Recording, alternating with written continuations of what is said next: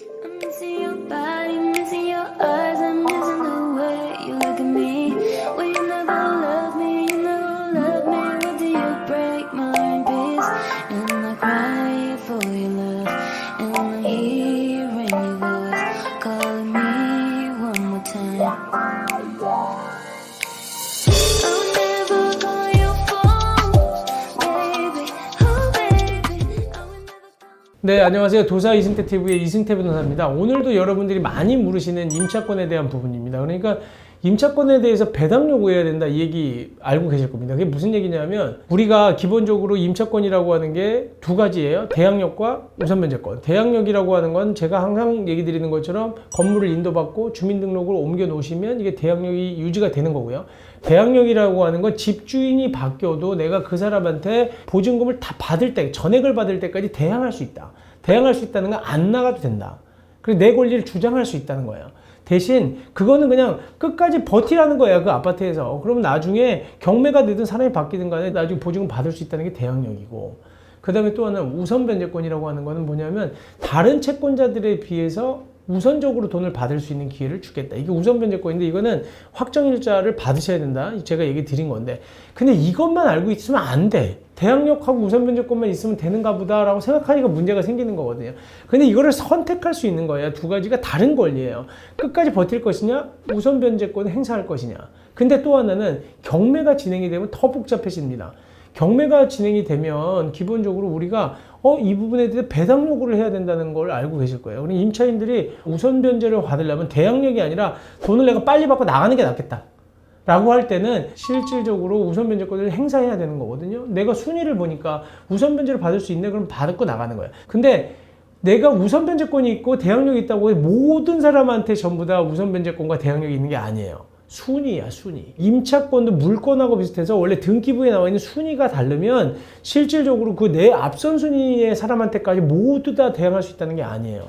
확정일자 받고 내가 대항력 전입신고 해놨다고 해서 모든 사람한테 전부 다 내가 권리를 행사할 수 있다는 게 아니라 내보다 후순위인 사람들한테만 대항해서 이길 수 있다는 거지. 뭐 아무한테나 다 할 수 있다는 건 아니에요. 요걸 아셔야 되고, 임차권에서는 배당 요구라는 게 있습니다. 그래서 그 부분을 보면서 임차권 등기명령하고 관계를 얘기 드릴 건데, 임차권 등기명령 뭐냐면, 아니 대항력과 우선변제권을 우리가 행사할 수 있는 권리가 있다고 그랬잖아요. 근데 나가야 될 필요가 있어요. 아니 나 이게 이사를 가야 돼. 나 여기 지긋지긋해 못 살겠어.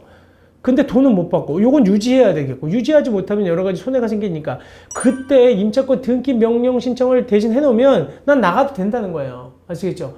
등기 명령 신청하지 않고 나가면 뭘 잃어버려? 대항력을 잃어요. 그렇기 때문에 대항력을 잃으면 우선 변제권까지 다 잃어지는 거기 때문에 전입신고를 마음대로 옮기면 안 돼요. 그래서 이게 항상 문제가 생기는 건데, 대신 임차권 등기 명령이 되고 난 다음에는 얘가 대신 사는 거야. 이제 등기부에 이 임차권 등기 명령이 딱 올라가는 순간 저는 나가도 돼요. 근데 제가 그때도 얘기했죠. 등기되기 전에 나가면 안 된다. 이거는 등기되는 거 확인하고 나가시면 된다는 겁니다. 그래서 임차권 등기 명령이 있는데 그럼 그것만 다 해놓으면 되느냐? 그러면 경매가 진행될 때 나는 임차권 등기 명령을 신청할 수 있느냐? 배당 요구는 어떻게 해야 되냐? 그거 설명드리려고 해요. 배당 요구라는 게 뭐냐면 다른 채권자에 의해서 개시된 집행 절차, 그러니까 집행 절차라는 게 뭐냐? 압류, 경매. 부동산에 대해서는 압류가 바로 경매예요. 그러니까 경매 절차에 참가해서 다른 사람이 게시했다는 게 저보다 선순위에 있는 은행 근저당권에서 그거에 기해서 그 은행이 신청한 임의 경매든 아니면 다른 사람이 이 집주인한테 판결을 받아와서 강제 집행해서 압류해서 진행하는 경매 절차는 그 경매 절차에 참가해서 동일한 자산, 그 이 재산의 매각 대금, 집이 팔릴 거 아니에요? 그 매각 대금에서 변제를 받기 위해서 채권자의 신청을 하는 절차, 이거를 갖다가 배당 요구라고 하는 거예요. 이게 무슨 얘기냐면 빚잔치를 하는 거야. 누군가가 여러 채권자가 있잖아요. 임차권도 있고 은행의 근저당권자도 있고 그 다음에 일반 돈 빌려줬다가 못 받은 사람 채권자들도 있는데, 한꺼번에 중간에 판결문 갖고 있는 사람이라든지 또 하나는 근저당권 갖고 있는 사람이 경매 신청을 할 수 있거든요. 임차인은 경매 신청을 그 권한에 의해서 못해요. 판결문을 받거나 또 하나는 강제 집행을 할 수 있는 근저당권 같은 게 있으면 할 수 있는데, 경매를 했을 때 참가해서 돈을 받을 수 있느냐? 그런데 빚잔치 하는데 저도 받을 거 있어요 라고 배당 요구하는 것이 배당 요구예요. 배당 요구를 못하면 빚잔치에 참가 안 하겠다는 거예요. 근데 임차인은 두 가지 권리가 있다고 그랬잖아요. 우선 변제권이 있고 대항력이 있으니까 대항력이 있는 사람은 나는 굳이 무선변제권 행사 안 해도 돼. 그냥 버티면 돼, 나중에. 그러면 그거는 빚잔치의 대상이 포함이 안 돼 있기 때문에 집주인, 이 집을 새로 산 사람 입장에서는 저 사람은 대항력이 있으니까 내가 물어줘야 될 돈이구나 라는 걸 생각하고 경매에 들어와야 돼요. 그래서 경매 잘못하면 손해본다는 거거든요. 그러니까 이 사람이 저요라고 손들었어. 그래서 배당 요구를 한다는 거야. 그러면 대항력 말고 돈으로 받고 나가겠다고 하는 거니까 이 사람은 실질적으로 돈으로 주면 되는구나 라고 생각해야 되지만, 근데 여기서 또 맹점이 있어요. 경매한 사람 입장에서는 임차인이 손들어와서 우선 변제를 해줬는데 임대차 보증금 조금밖에 못 받았어. 근데 대항력이 유지가 되고 있다면 그 사람한테 그 돈 다 받을 때까지는 이 임차권은 유지가 됩니다. 그렇기 때문에 임차권이 어려워요. 우선 변제권과 대항력이 두 가지가 비슷하게 가. 어쨌든 근데 우선 변제를 행사하려면 배당력을 해야 된다는 건데요. 배당력의 시기와 종기에 대해서 보면 임차인은 압류의 효력이 발생, 그러니까 압류의 효력이라고 하는 게 이제 채무자에 대해서 경매 개시 결정 송달이 된 때랑 그다음에 경매 개시 결정 등기 중 먼저 도래한 때가 이게 지금 압류의 효력이 발생한 때예요. 어쨌든 이거 손 못 대는 거예요. 집주인 너 팔지 마. 너 알고 있으니까 이거 팔면 이제는 명령에 어긋나서 파는 거기 때문에 압류를 일단 딱 시켜놓는 거거든요. 요게 압류 효력이 발생한 때입니다. 그래서 경매 개시 결정 송달이 되거나 누구한테? 집주인한테. 그 다음에 경매 개시 결정 등기 중에 먼저, 등기가 되든 뭐가 되든 먼저 도래한 때부터 압류 효력이 생긴다는 건데, 그때부터 배당력 종기가 있어요. 종기는 보통 집행법원이 정합니다. 근데 언제까지? 첫 매각계일 이전 것으로 정해요. 그러니까 압류가 됐죠? 딱 통보가 돼서 이제 압류되는구나, 경매되는구나, 집주인 입장에서. 근데 그러면 임차인들은 이거 압류됐다, 이거 경매됐는데 나한테도 통지가 와요. 임차인한테도 이거 큰일 났네. 그럼 언제까지 배당 요구해야 되느냐? 배당 요구 종기는 첫 매각계일 이전에 집행법원이 정한되기 때문에 압류가 개시됐다 그러면 등기부를 자주 봐야 되겠지. 그 다음에 그 경매 사이트, 경매법원에 들어가 가지고 이게 어떻게 진행되는지도 관심 있게 봐야 돼요. 그래서 배당 요구가 신청이 필요한 임차인이 있어요. 모두 다 배당 요구를 하는 게 아니에요. 배당 요구를 그러면 언제 할 수 있느냐? 임차권 등기를 마치지 않은 임차인.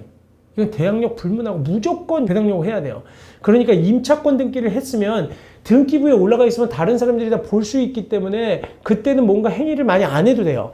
그래서 제가 누누이 얘기하는 게, 임차권 이렇게 복잡하게 등기 안 되는 권리 만들지 말고 근저당권처럼 등기에 올라가게 해두라, 의무화 시켜라. 그러면 문제가 적을 거 아니냐. 그러니까 임차권 등기 명령하면 배당 요구 안 해도 돼. 다 누군가 알 수 있잖아. 이게 이런 사람이 있구나. 여기를 건물을 사용하고 있는 사람이 있으니까 돈을 줘야 되는구나 알면은 근저당권자는 배당 요구를 안 하는 거예요. 다 등기부에 나와 있기 때문에. 그래서 임차권 등기를 마치지 않은 임차인은 만약에 자기가 내가 우선 변제권 받고 싶으면 무조건 대항력 여부를 불문하고 배당 요구를 해야 된다는 거야. 배당 요구를 반드시. 그래서 배당 요구 종기까지 배당 요구를 해야 돼. 안 했다? 그러면 배당 못 받아요. 그땐 대항력만 갖고 있어야 돼. 근데 대항력이 아까 얘기했잖아요. 소멸될 수도 있거든요. 선순위권자의 경매냐 아니냐에 따라서. 이게 중요한 부분이라는 거예요. 그 다음에 또 하나. 경매 개시 결정 전에 임차권 등기를 마친 임차인. 경매가 딱 진행되기 전에 내가 나가야 되니까 그때 임차권 등기를 마쳤어. 그럼 어떻게 돼요? 배당 요구? 안 해도 돼. 아까 제가 뭐라 그랬지? 전세권자 안 하는 거, 그러니까 근저당권자는 배당 요구 안 하는 것처럼 등기부에 올라가 있으면 배당 요구 안 해도 된다는 거예요. 그래서 경매 개시 결정 개시 전에 임차권 등기를 마친 사람은 배당 요구 하지 않아도 배당받을 수 있다는 거고요.